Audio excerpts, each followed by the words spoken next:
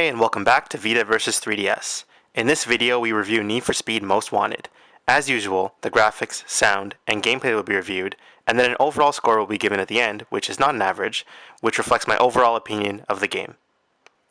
When it was announced that this game would contain all of the content in the console versions, including the entire city, all of the challenges, all of the cars, and all of the races, many people thought it would take a tremendous visual sacrifice in order to get this game running properly on Vita. So I'm pleased to report that although there is a notable decrease in visual fidelity, the Vita version does run quite nicely. The frame rate is a rock solid 30 frames per second, just like the console versions. The visuals themselves are quite nice, despite not being exactly up to par with those versions. Damage is superficial, and we don't get to see the car-crunching deformity that is apparent in the console versions, but crashes are still neat and cinematic. Car models look solid and reflect light from the environment, and the environments look great themselves too. A major downside to the visuals is that it does not run at Vita's native resolution.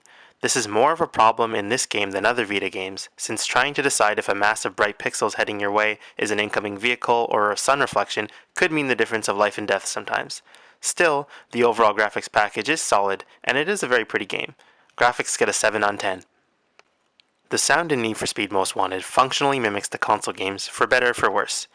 The songs in this game are mostly well-chosen licensed tracks, but music is largely subjective, especially when getting into genres, and the only thing I can say definitively on this game is that there should be something here for everyone. The sound effects are well done, as each car sounds different from the others. The police banter during the chases is very well done, and adds to the tension of running from them. The sound quality, though, seems to be lower than the console versions. Not so much that everything sounds muffled, but enough so that it's notably compressed when you're wearing earphones. I still was impressed with the sound overall, which is why it gets an 8 on 10. The gameplay of Need for Speed Most Wanted on Vita is, with a couple of exceptions, pitch perfect with the console versions.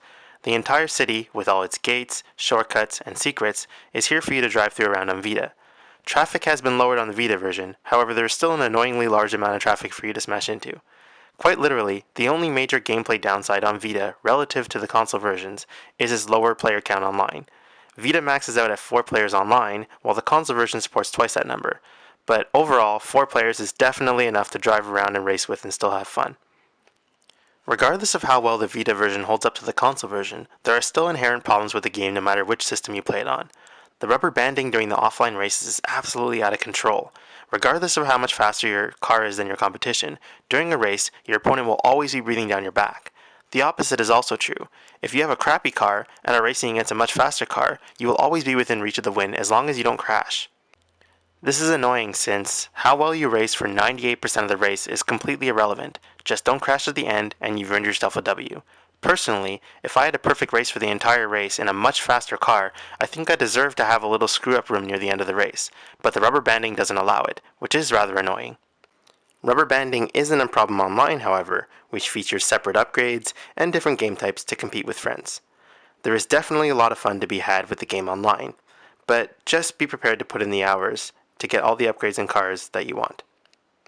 After you've finished the relatively short campaign, you can still compete in various challenges with people on your friends lists.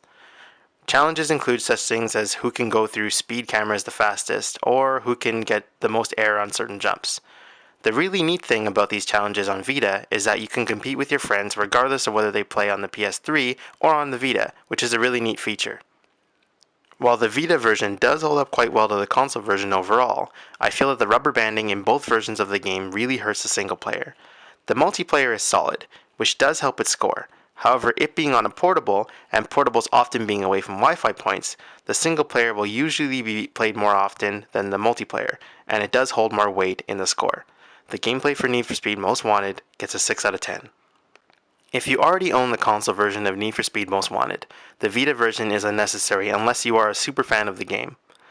If you don't, then try to gauge whether giving up the higher player count online as well as some visual fidelity is worth losing portability.